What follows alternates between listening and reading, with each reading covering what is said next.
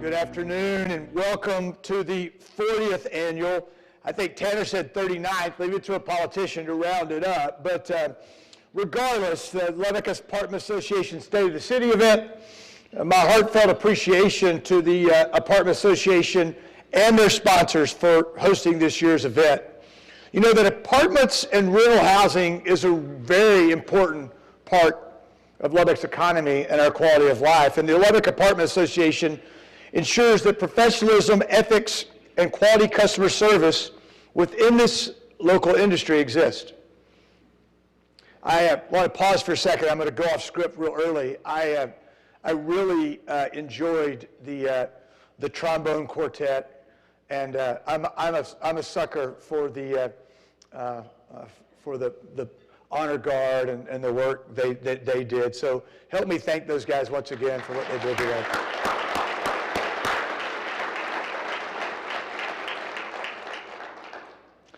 I want to recognize my special guests that are here with me today, and if you'll hold your applause, we'll catch them all at the very end. First of all, members of the Lubbock City Council, we moved them up from the back row to the front row this year. So, and Sheila, I heard you heard that music when I was coming up here. You thought I was going to sing, didn't you? It scared the heck out of you. Yeah, but I'm not going to sing. But thank y'all for being here. Our state legislative delegation is all with us here today. Senator Perry, Representatives Frulow and Burrows are here. Lindley Herring is representing Congressman Arrington, who, best we know, is working in Washington today. We're joined today by Lubbock County Judge Curtis Parrish, our school superintendents from Lubbock ISD, Dr. Kathy Rollo, from Friendship ISD, Dr. Michelle McCord, and from Lubbock Cooper ISD, Mr. Keith Bryant. Our higher education leaders, Dr. Rice Spearman, Dr. Skruvenick, Dr. McDowell, and Dr. Satterwhite. Finally, both Police Chief Floyd Mitchell and Fire Chief Sean Ferguson are here. We didn't let them sit together. They bantered across the table at the entire lunch. And then my pastor, Todd Salzwedel, the senior minister at First United Methodist, who did such a good job in opening us with prayer. Finally, and most important, my wife Denise is not here today. She had something come up at the unavoidable that precluded her from being here. But I want to thank her in front of all of you for her patience, first and foremost, with me, but her love, support, and encouragement. Please join me in recognizing this entire group.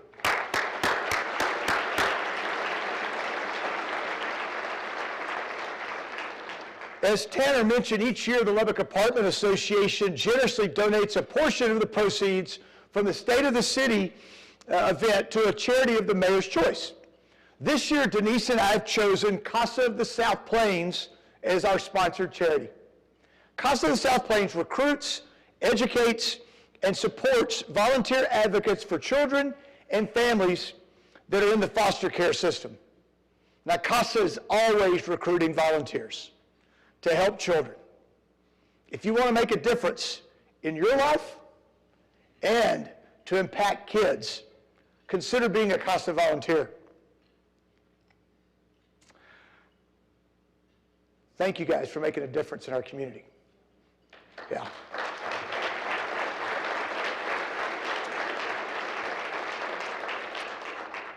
I'm thankful to partner with the Apartment Association this year to both highlight Casa and to be able to provide funding for them. This Casa means a lot to Denise and me. I've had the pleasure of working the last 6 years with a remarkable city council. 6 of us, Juan, Sheila, Jeff, Steve, Latrell, and I have served together for that entire time. That's never happened before in Lubbock. Randy joined us 2 years later, and I think this council works because they're selfless. Now, they certainly advocate for their districts, but never at the expense of the success of Lubbock as a whole. We disagree, sometimes loudly, but we always find a way to pull together. Our priorities have remained consistent, and we strive to provide common sense leadership, putting first things first. Please join me in thanking our Lubbock City Council.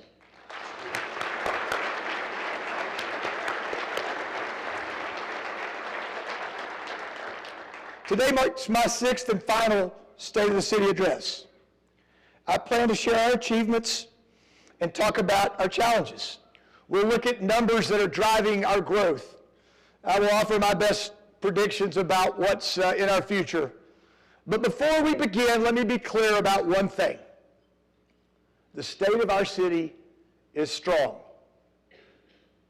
We are resilient, and we are focused on a bright future. Let's dig in.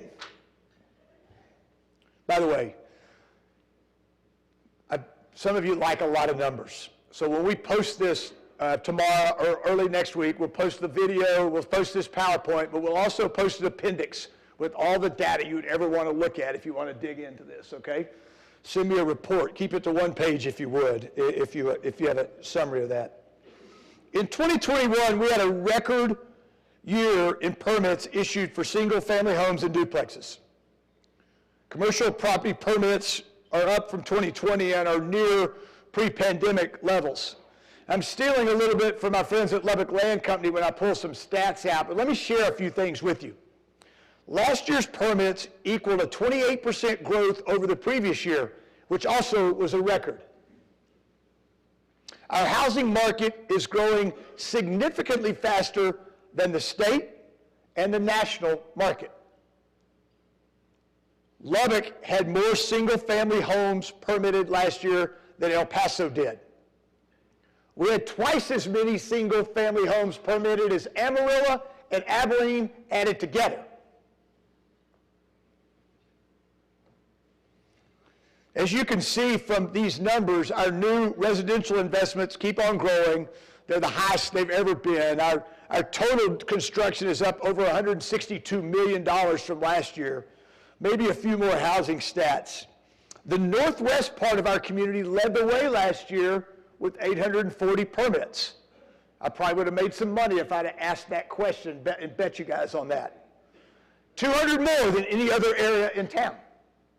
Friendship ISD last year had the most permits pulled, more as compared to Lubbock and Lubbock Cooper. Lubbock ISD had the second highest number of permits pulled in a decade. This one I can't get over. At the end of December last year, there was less than 1 month, 27 days of inventory. That's housing stock on the market. In spite of the single-family growth, apartment occupancy remains above 91%. Let's talk for a minute about employment and economic development. You heard it in the video, but there were more jobs and more people working at the end of last year than 22 months before that when the pandemic began. Our unemployment rate in December dipped to 3.3%. Lubbock is back to work. This year we experienced an incredible amount of job growth. In fact, we had a net new jobs of over 800 last year and new capital investment in excess of $133 million. From 2016 to 2022, there were 615 new businesses established in Lubbock. Last year, Leprino Foods, the worldwide leader in mozzarella cheese production, announced they would be building their newest plant in Lubbock, creating jobs for 600 citizens and making the single largest private investment in the history of Lubbock, $850 million. We announced a new Amazon warehouse and last mile operation that added about 230 jobs, but maybe most importantly, our local businesses, those that were here before last year will be here next year, continue to grow. VXI Global Solutions added 350 jobs. Simflow added 12 new jobs and continues to make a lot of investments in their facilities. Vexus Fiber is adding 70 new jobs, and the list goes on and on and on.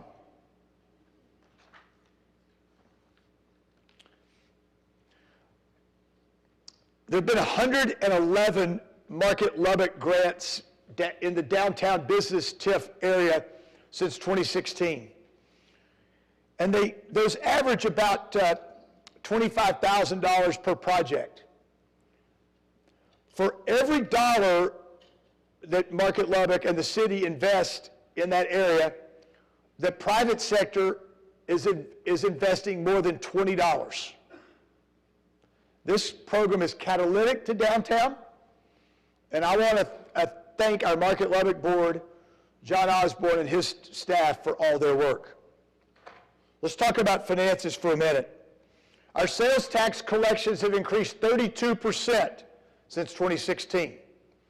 Now that's you're sort of into the winds of the pandemic. It's pretty impressive. One of the good things about sales tax revenue increasing is it takes pressure off of property tax. We'll talk about property tax next. This year, the City Council passed a budget that lowered the tax rate once again. You can see that rates from the last 7 years. In 16, 17, and 18, the rate remained the same.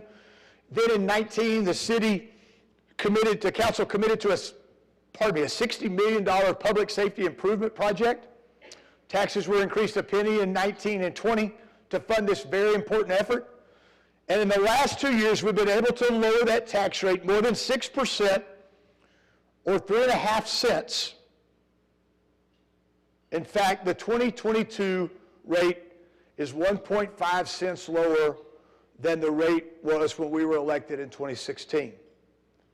Even after funding public safety improvements, Citizens Tower, and paying cash for projects that were previously financed, we've still been able to lower that tax rate. Yeah, thank you. That's good.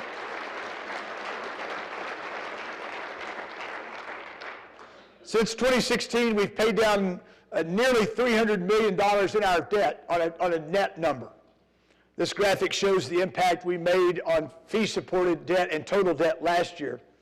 Now, LP&L is not included in this because the most recent investments we made there, nearly $400 million to connect to ERCOT, will be paid back to us in transmission fees, actually not paid by Lubbock ratepayers.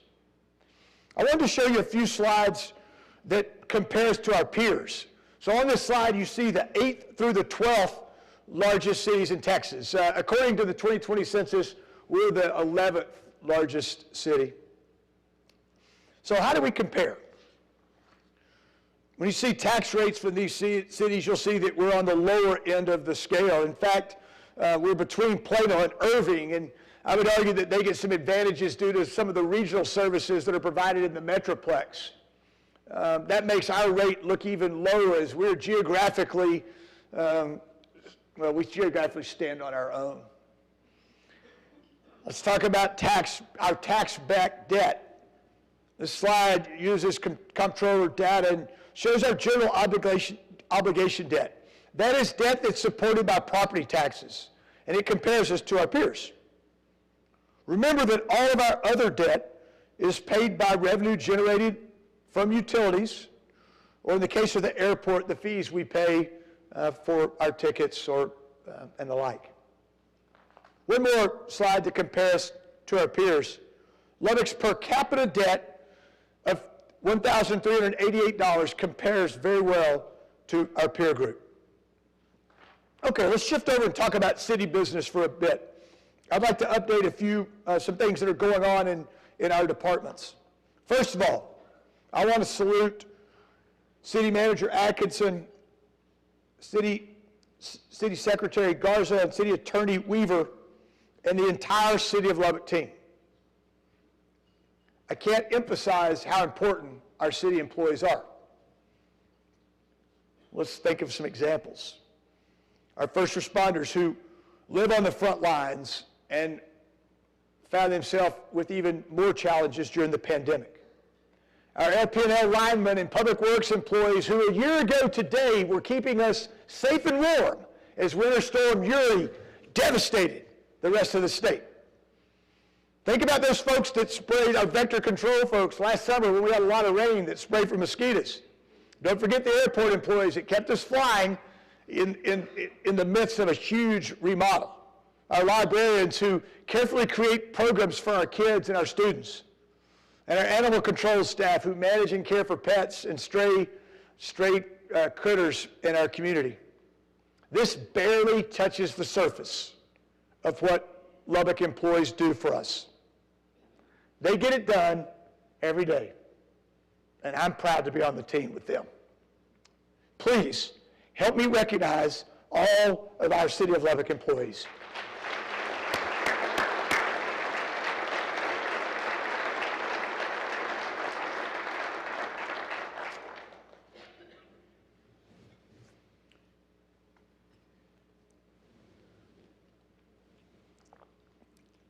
In 2021, we fully adopted the community policing model by opening three patrol division stations, and we broke ground on the police headquarters building downtown. Now, these new patrol stations bring police officers closer to our neighborhoods, citizens, and businesses that they serve. The City Council also approved, and we're in the final stages of planning for Fire Station 20. It's important that all corners of our growing city are accessible by police and fire.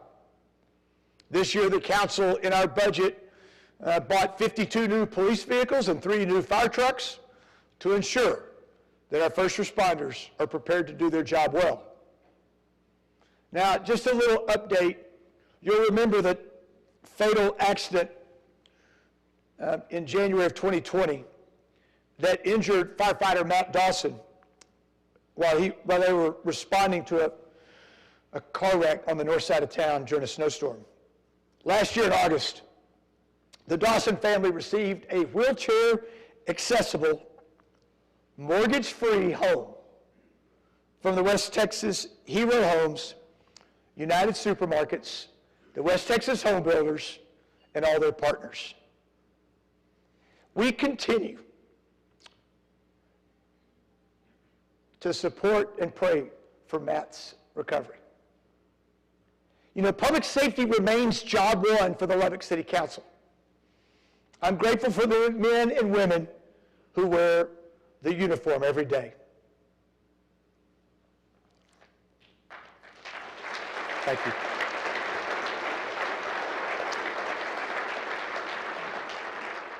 Many of you have seen the progress that we've made in our City of Lubbock campus downtown. Citizens Tower has been open for nearly 2 years. Our parking garage is mostly complete. Municipal Court is expected to open this summer. LPD headquarters should open early next year or sometime mid next year. I think it's also maybe most important to remind you that these projects are fully funded in the tax rate that we pay today. I'd be remiss if I didn't spend a minute talking about the City of Lubbock Health Department and all of their work for our community, particularly in the last 2 years. The council last year voted to purchase a 29,000 square foot building on 50th Street at 50th, it's at 2015 50th, to be the new home for the health department and for community development. Beyond their work helping our community with COVID-19, the health department is a one-stop shop for childhood vaccines, immunizations, and health screenings. You know, the COVID-19 pandemic impacted our families, businesses, schools, and daily lives, and we all empathize and hurt for lost loved ones. And while I don't plan on dwelling on COVID today, I want to take a moment to recognize our first responders, our healthcare workers, and our health department for leading the way the last 2 years against the pandemic. I'll never forget the teamwork in this very building that made our vaccination clinic work. Firefighters, nursing and med students, community doctors and nurses, Texas Tech athletes, retirees, volunteers, churches, health department employees. I mean, you name it, they were there. It was unbelievable. I'm so thankful for the folks that protected us during that pandemic.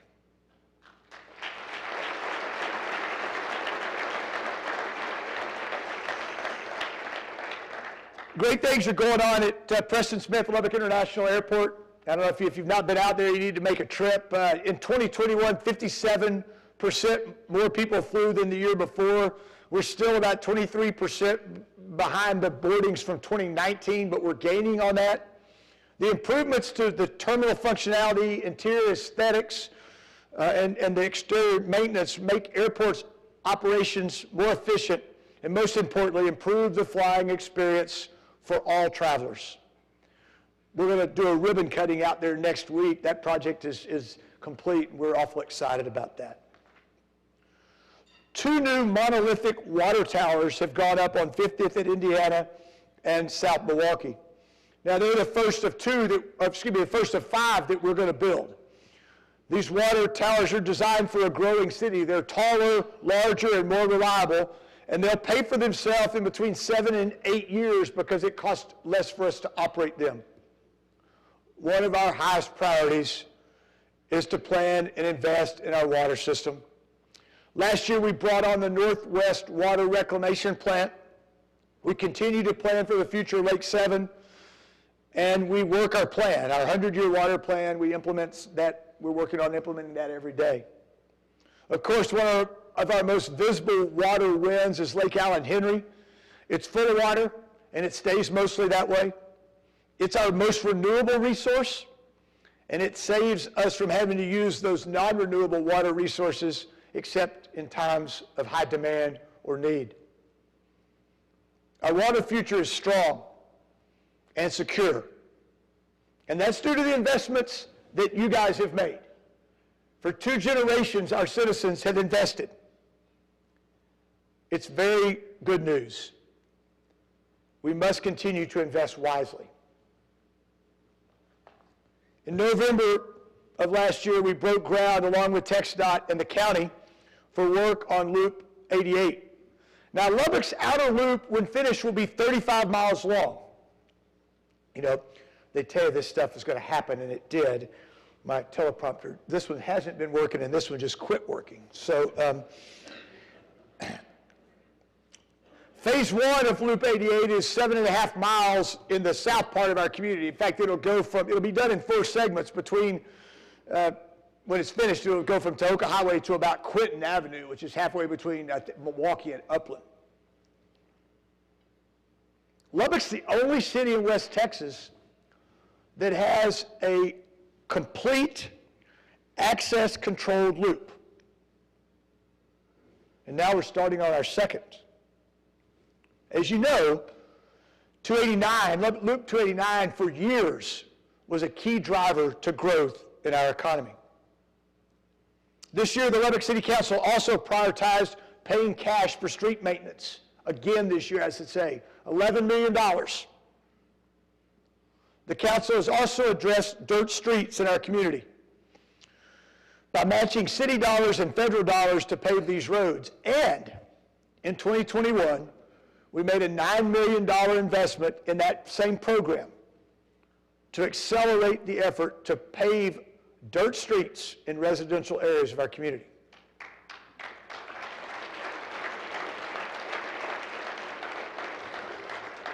Let's talk a little bit about electricity.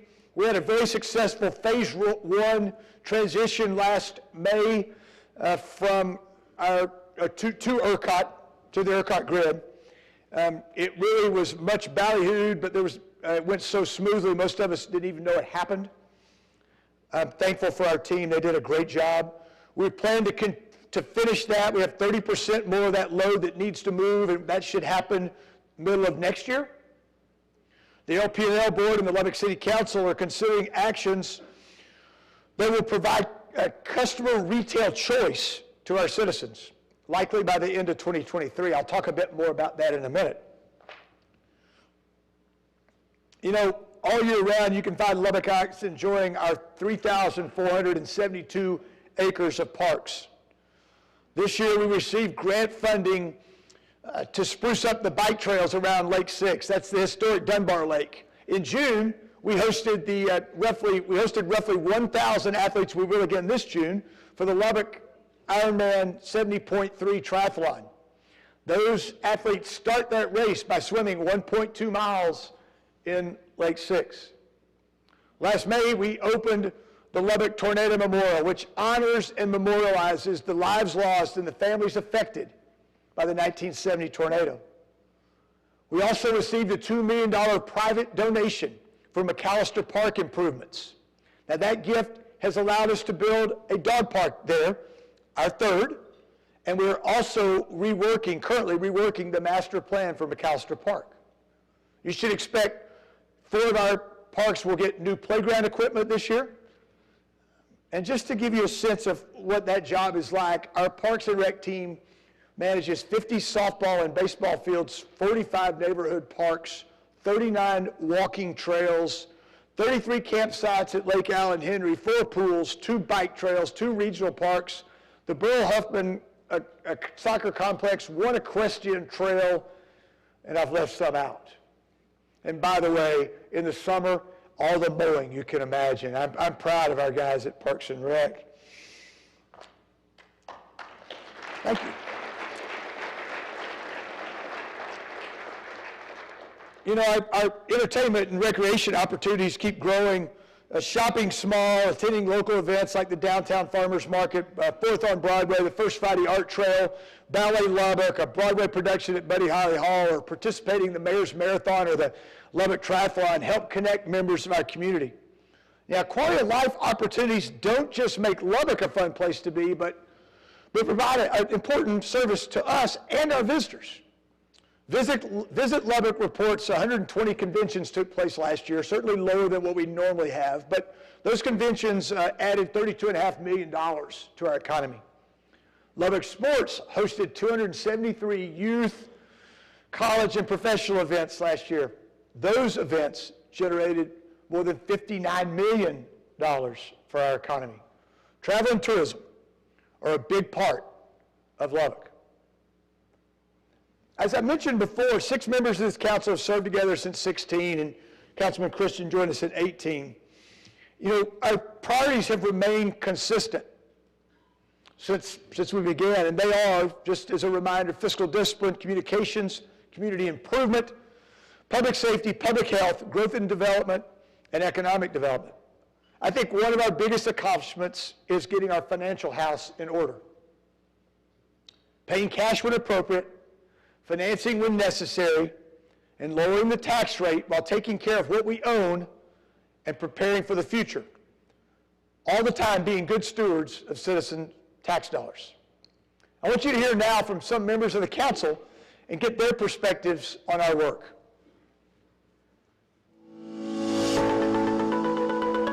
I think Lubbock is positioned in a lot of ways to be a really, really vibrant city.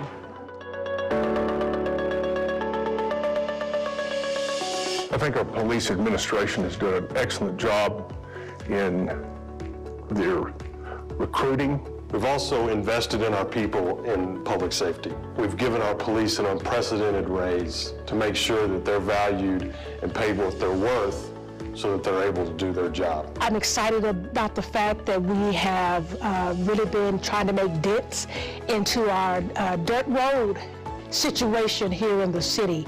And you would not believe that in 2022, where citizens are living on dirt roads. Those roads should have been done in the 60s. We finally were able to get this done. I'm very proud of that.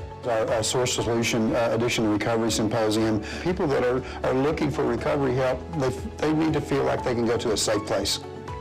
We could not have done what we did in the COVID years without the Lubbock Health Department. We've reduced our debt by about $600 million over the past 6 years, and we've even been able to deliver budgets with tax reductions. Redevelopment of our downtown is also a shining star, as we have seen hundreds of millions of dollars put into our downtown redevelopment. It is great news to see population coming back to downtown Lubbock. Developed a position of a neighborhood planner so that we can begin to do some things with the citizens in some specific neighborhoods to change things, to see what they wanted to do, see what their neighborhoods needed, and allow them to be a part of it and making those things happen. I think the thing that I'm continually proud of for 2021 is the progress we're making on McAllister Park. Whoa, Leprino Foods, man, who wouldn't welcome something like that into their community?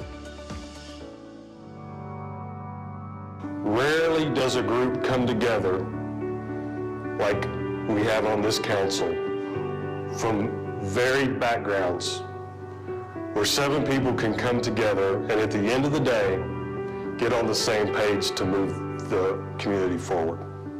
I think once we've gotten it all out, had our discussion, we're pushing, our shoving, and whatever we're doing, that we leave and say, hey, if this is the decision, we'll back it.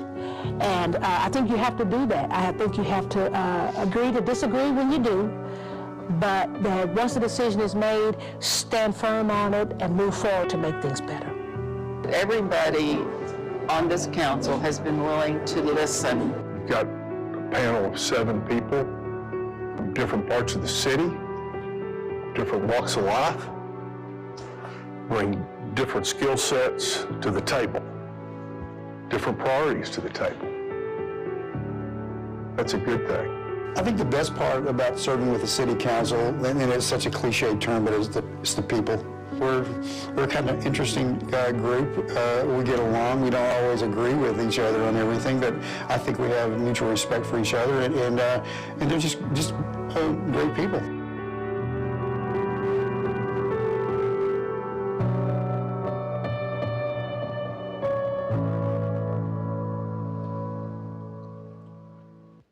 In late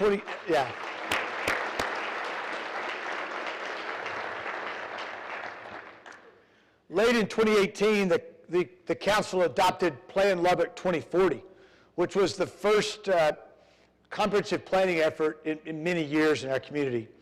Now, the plan identifies a framework of goals and actions to implement in order to support the vision that's expressed in that plan. This document will not sit on the shelf.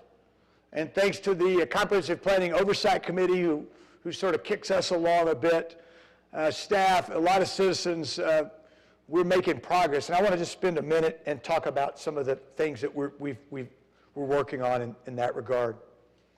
2 of the priority recommendations were to draft a new Unified Development Code and to establish an impact fee program.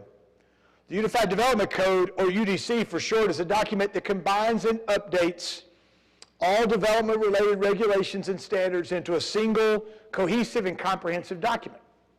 Now, this endeavor is necessary to provide the public, stakeholders, and city staff with a document that's up to date with state law and achieves the goals and objectives of Plan Lubbock 2040. It's to be easily understood, and it should result in consistent interpretation and enforcement. Impact fees were adopted by the council in October of 20, following nearly 18 months of work and input from citizens serving on the Capital Improvement Advisory Committee. Impact fees are one-time fees assessed against new development, both residential and non-residential, in order to pay for that development's fair share of infrastructure cost, off-site infrastructure costs, ones that are needed to support that development. Now, the collection of these impact fees provides a revenue stream for the city to then match those dollars and complete those improvements, such as arterial roadways, building water, sewer lines, or making improvements to the water system or treatment plants to support this new development.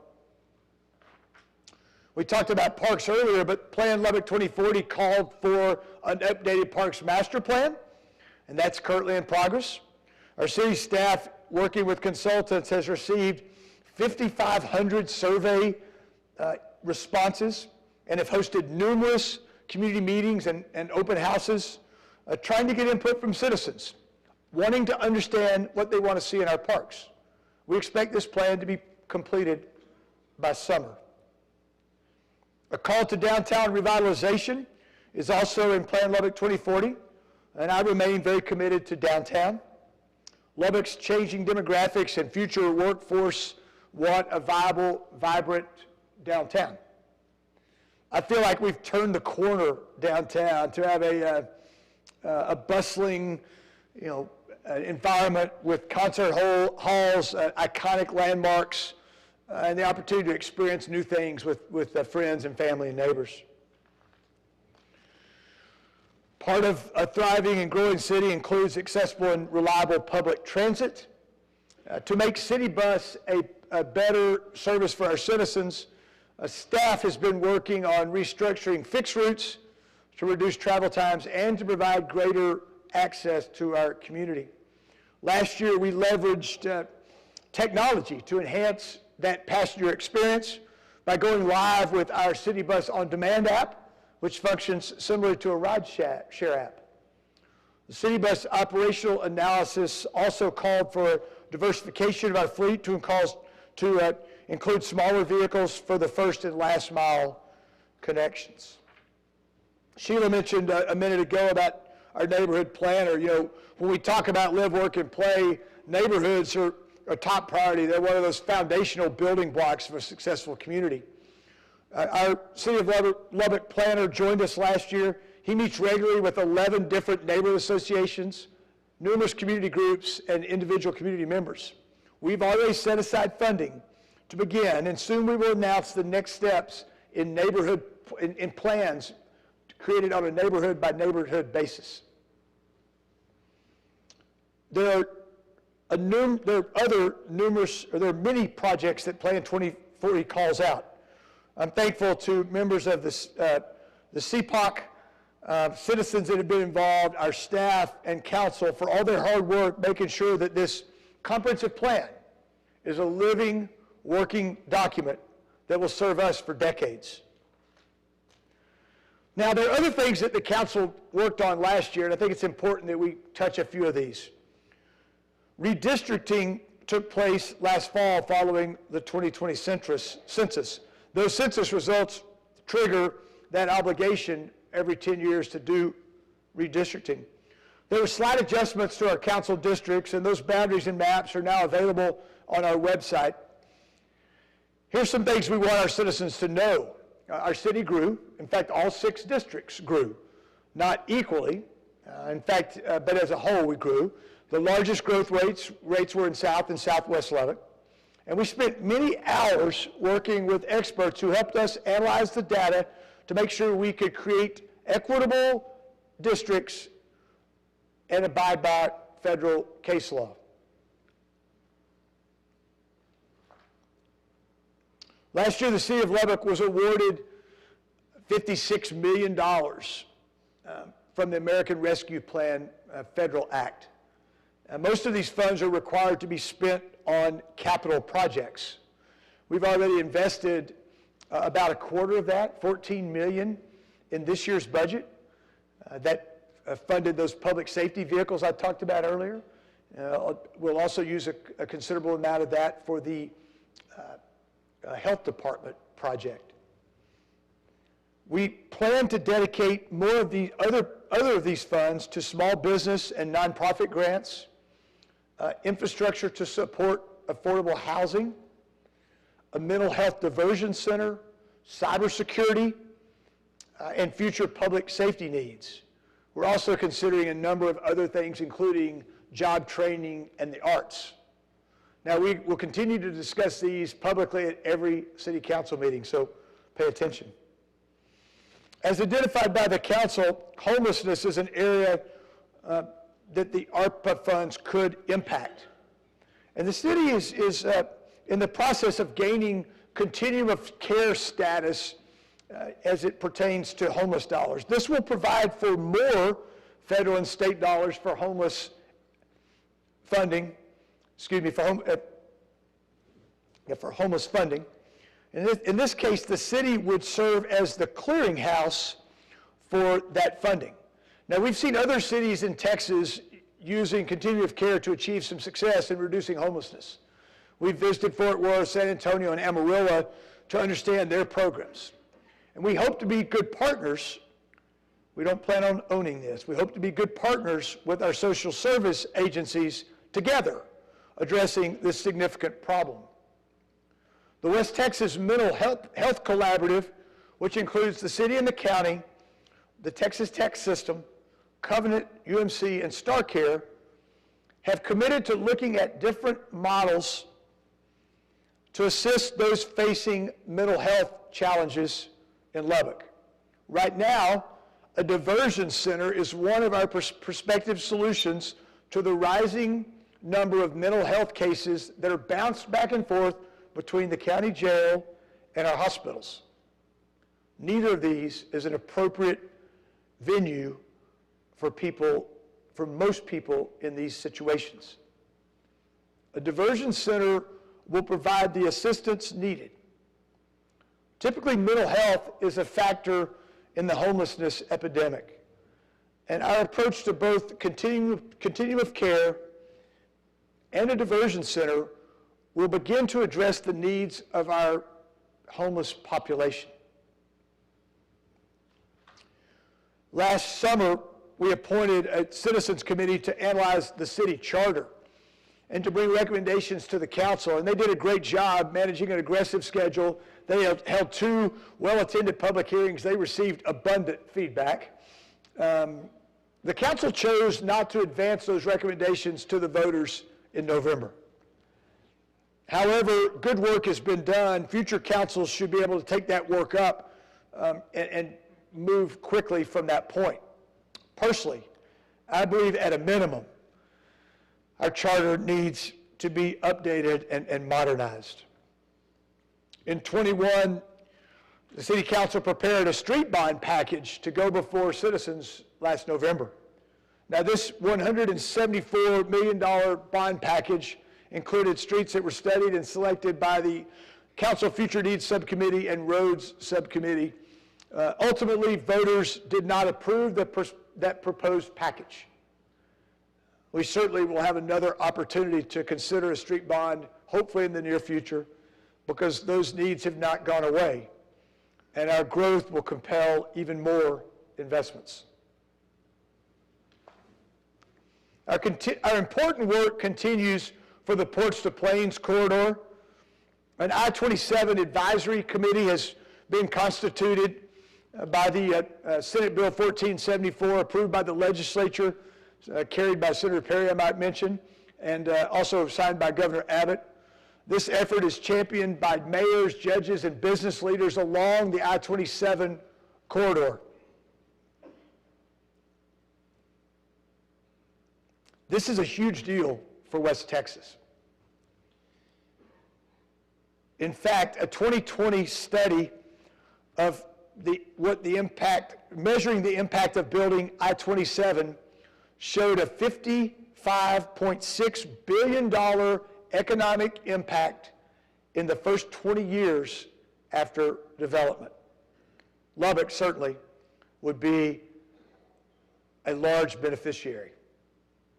The next step in our effort is to receive a federal designation, and I'm thankful for the leadership of Congressman Arrington, joined by a bipartisan group of legislators along the corridor as they help us achieve that. Okay, we're getting close to the end. I've mentioned many times that one of the best parts of being mayor is hearing from constituents. Last month, I got a stack of letters from the second graders at Hardwick Elementary. One thing I can guarantee you, second graders always want to know your favorite color, your favorite food, if you have a pet, and how old you are. However, beyond these topics, the students also asked thoughtful questions about my time as mayor. A couple of my favorites were from Gripson. Gripson asked, "How is your life being the mayor? What did you promise to do when you became the mayor?" This got me to thinking about Lubbock's future and the challenges we face and where we excel. Since I announced my candidacy in November of 15, I've talked about the importance of job creation. Lubbock does not just need jobs. We need good jobs. Jobs with benefits and competitive salaries that keep students and bright minds in Lubbock. This effort goes hand in hand with innovation, education, and entrepreneurship. College towns like Lubbock are advantaged By partnering with research universities like Texas Tech, we can create an ecosystem which incubates and develops ideas and technologies. Now, much of this innovation is concentrated in ag and energy and medicine. That makes sense. We have centers of excellence in those areas already. So you ask, can this work here? Consider for a minute the advances that have been made with cottonseed in the last generation. The private sector, partnering with research scientists, have revolutionized the resiliency and yield of cotton, accelerating the primary engine of our ag economy and creating many highly sought after jobs. Our high schools, South Plains College, and Lubbock Christian University remain important partners in this effort also. Now, there are other challenges that we face. In a vote taken earlier this week, the Lubbock Power and Light Board voted to move our electric system into the retail competitive market. The City Council will consider that same item next Tuesday. I expect we will vote to further leverage our move to ERCOT by opting into the country's most competitive electric market. That would likely happen no sooner than late 2023. At some point, though, after we opt into that retail choice, our policymakers need to decide the future of Lubbock Power and Light. Now, Lubbock Power and Light is a valuable asset, but would we be better served to consider selling Lubbock Power and Light and its transmission and distribution system to an integrated power provider? The proceeds of this sale would be accretive. In fact, they could be transformational for our balance sheet and for city finances. I would suggest that the proceeds from this be designated to debt reduction or infrastructure investments exclusively. Certainly, voter approval would be required, but it is a complex decision, but it merits serious consideration. Another significant challenge is how to grow and maintain our infrastructure to keep up with our steady growth rate and to take care of what we already have. Now, steady growth should not be taken for granted. There's not another large city in West Texas that wouldn't want to be where Lubbock is today. I think you could call that a high-class problem. Last November's bond election did not pass, as I mentioned earlier. Those needs still exist, and thoroughfares all over the city need updates and repairs. New, wider streets, they fuel both growth and they're accessible to our first responders.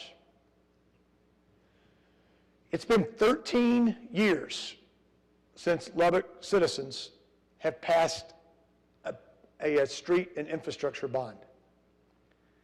I believe we can't put these investments off any further, any longer. So let's talk for a minute about why Lubbock is in such a strong position. I've mentioned a couple times, but our financial house is in order. Cash reserves are strong. We've paid down close to $300 million in debt net in the last 6 years. We built the discipline to pay cash for our needs versus swiping the credit card and issuing debt. You know, this position of strength allows us to be opportunistic. We're positioned for such an exciting time in our history. We must continue to pay down debt, provide for growth, and keep the property tax rate in check.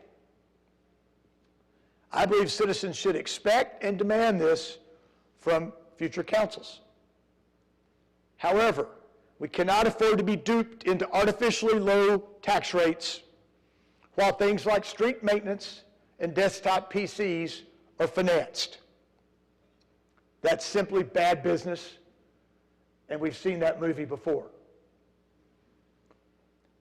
We've made big investments to prepare our city for continued growth.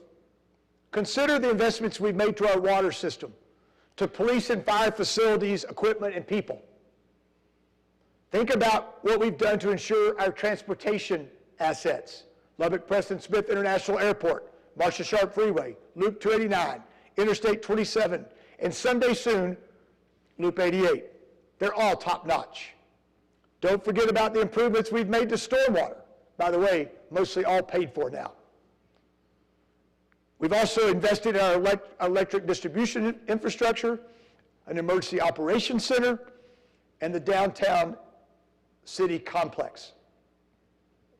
Our enhanced infrastructure positions us for great days ahead. However, we cannot afford to forget how important quality of life is to that equation. Our parks, the Canyon Lake system, libraries, downtown, youth sports facilities, and many others benefit our citizens and attract people from the region to come to Lubbock and spend their dollars. Earlier, I discussed how important good jobs are. You know, when a good job is created in Lubbock, history shows us that that job is filled by a Lubbock resident. And those Lubbock residents exhibit a strong work ethic, one that I believe is sort of fueled by our agrarian roots. I'm bullish on the Lubbock worker. Employers invest in our community because our people are proven, capable, and talented. Still, we must prepare more workers for high-demand jobs where there are many openings. Electricians, plumbers, HVAC technicians, nursing position openings are abundant. These are good jobs and they provide vital services. The city is likely to invest some of our ARPA funds in job training. Our hope is to be a good partner with these funds and in turn allow our citizens to achieve that better job. I think we've got to take care of our own. I'm passionate about that. Education is such a big part of this equation. K-12, trade schools, and higher ed all have to be at the table. We must strive every day to create more good jobs while always investing in a highly trained workforce. This supports the American dream. Done effectively, Lubbock is a big winner.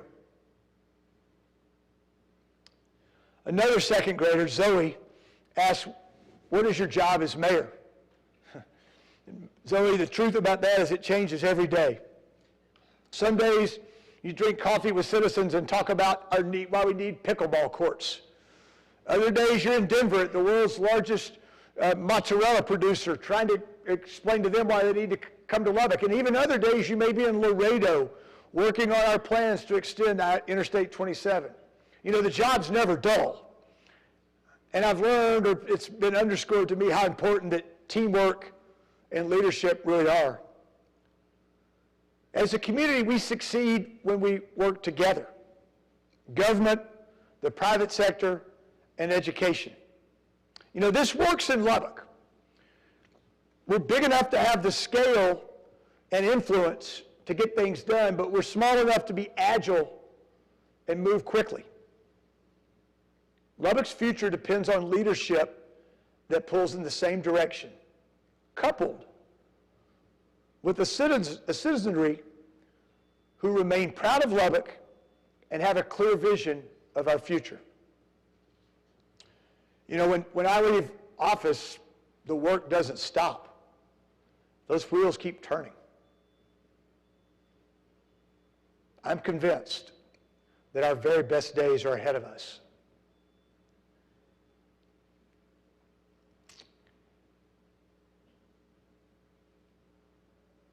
It's been my